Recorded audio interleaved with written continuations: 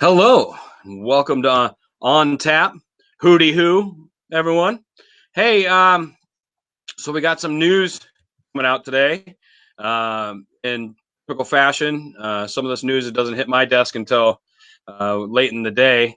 I wanted to start this evening and talk a little bit about what's going on in Iraq. Iran launched missiles at the U.S. military facility in Iraq. You guys. That's some serious business. That's confirmed. Multiple sources have confirmed that. A U.S. official confirms that ballistic missiles from inside Iran at multiple U.S. military facilities landed in Iraq sometime this morning, local time there. The facilities included were in northern Iraq, the Al Asad Air Base, and western Iraq was hit as well. Now, this keep in mind that's the same base that President Trump visited about a month ago. I got news for you, Iran. You've got some bad intel. Time to up your espionage budget. You're getting expired data. So, yeah, I don't know what to say, you guys. The president's been briefed. He's monitoring the situation.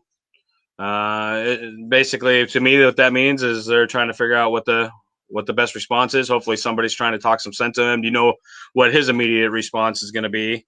But I mean, I should say nobody knows what his immediate response will be because he's proven himself to be a little unpredictable from time to time.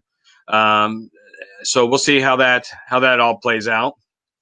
From a personal perspective, I've seen a lot happen in the Middle East in my lifetime, and I've been opposed to our involvement over there through all of it.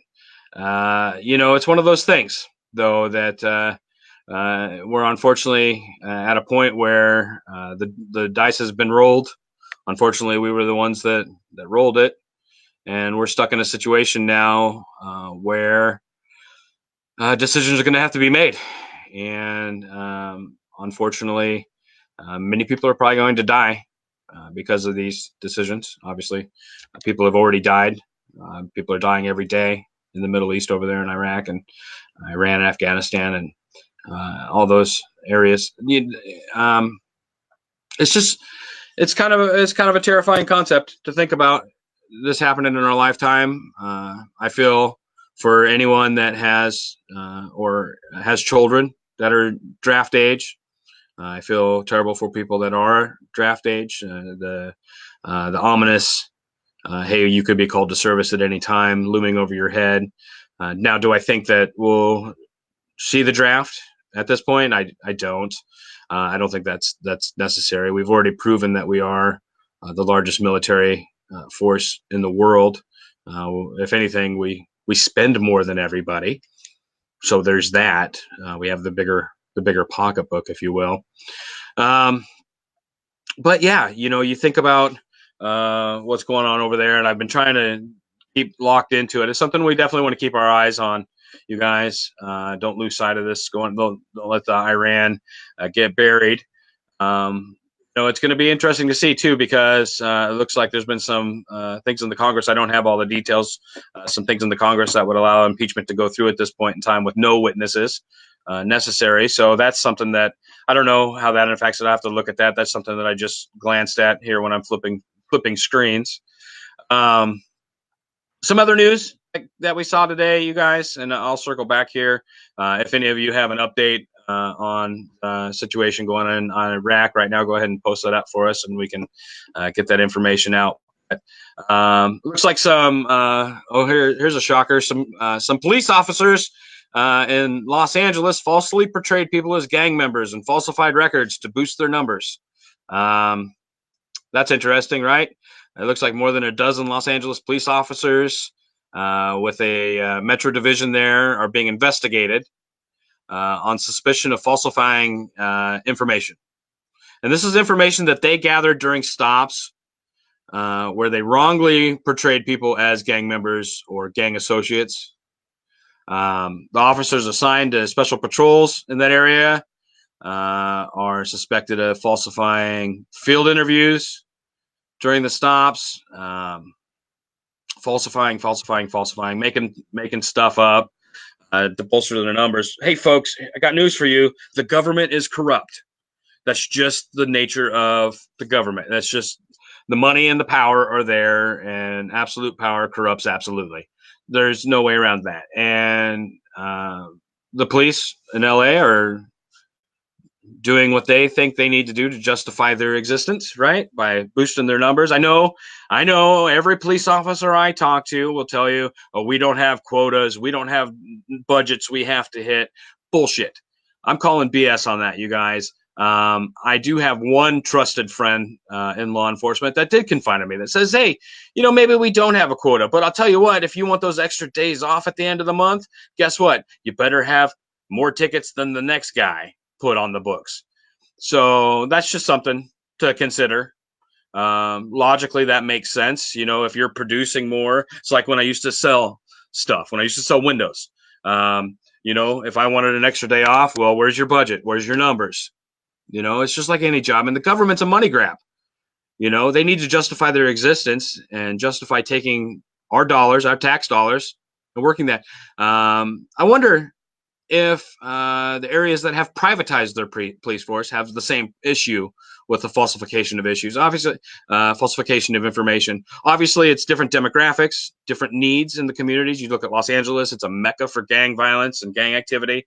So you would understand that gang is the primary focus. But in those areas that have privatized their police forces, are they having the same issues? No, I don't know. It's interesting to consider.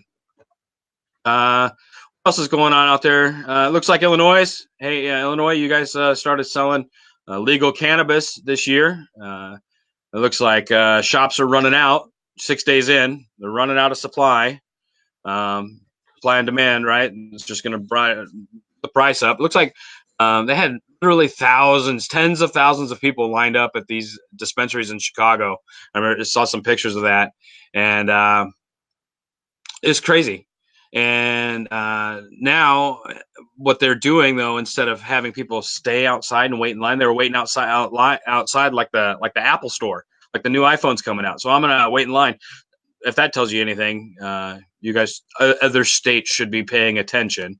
People are lining up for it. Instead of forcing people to wait outside in the cold, what they did is they started taking their people's phone numbers, like treating their cannabis sale like they're waiting for a table at a restaurant. Like if that's the point, like if we're at that point where we're treating recreational cannabis transactions like we're going to eat at a restaurant, a whole lot of people need to be let out of jail like immediately. Like get them out, you guys, because this is just crazy, right? People stood in line for hours, flocked to different dispensaries. The numbers are just staggering. Like when you look at the amount of money. Now I know there's some school of thought out there that's saying, okay, the government now it's taxed, it's twice as much as what it was on the black market. It's really not twice as much. Like if you do the math on what it takes if you get busted, how much is that going to cost you? Especially if you get the mandatory minimum sentencing. You get thrown in jail for 6 months, you get thrown in jail for a year, depending on where your state, what the laws look like. Like start doing that math. And what's more expensive, paying the additional tax, paying the extortion for the government protection to do what you want to do, or to take the risk? Well, most people have obviously opted to take the risk or not take the risk. Now that it's legal, they can flock and go buy it legally. So sure, the taxes are there, but there's so much revenue. There's so much revenue coming in. They sold more than 3 million products on day one. $3 million in products on day one. Okay, which happened in Oregon. It's happened everywhere that they've made recreational cannabis available. Like they've sold in the millions on day one. And just in the few days that they've been there in Illinois, it looks like they've brought in about $11 million worth of sales in the first 5 days. That's a total. That's like less than 300,000 people went and spent that much money out there. So, you guys, man, it's happening, and the states that are behind the times are losing out. I see every day. I live in the Midwest. I live in Nebraska here, And I see every day, I see headlines of convoys of trucks getting pulled over, cars getting pulled over where they're confiscating 80 pounds, 100 pounds of marijuana. So right now, the state of Nebraska is making their money off of the risk versus the reward side of it. And hopefully one day they'll understand that that's just stupid, right? Let's take a look at it, and then never mind the liberty side of it, which is, hey man, you do you, as long as you're not hurting me, do you, right? Take a look here. There was a earthquake today. Unfortunately, there was an earthquake. I have to report that there was an earthquake in Puerto Rico. Injuries, at least one dead. 6.4 magnitude earthquake. Power's out. Lots of damage. Puerto Rico is obviously can't catch a break, right? So schools, homes, churches, they're all crumbled. Hospitals were evacuated. A lot of tourist traction there was a tourist traction was collapsed into the sea. It's just kind of a sad sight, guys. If you get a chance to look at that story a little bit further, I feel like if there's not enough going on in your life that you need to reminisce. But if you're, if you're a thoughts and prayers person or whatever you do, your voodoo that you do, we need some of it out there in the world today. So anyway, that's the news I have for you folks tonight. My name's Scott Zimmerman. This has been On Tap for Drunk and Disorderly. Thank you. Have a good night.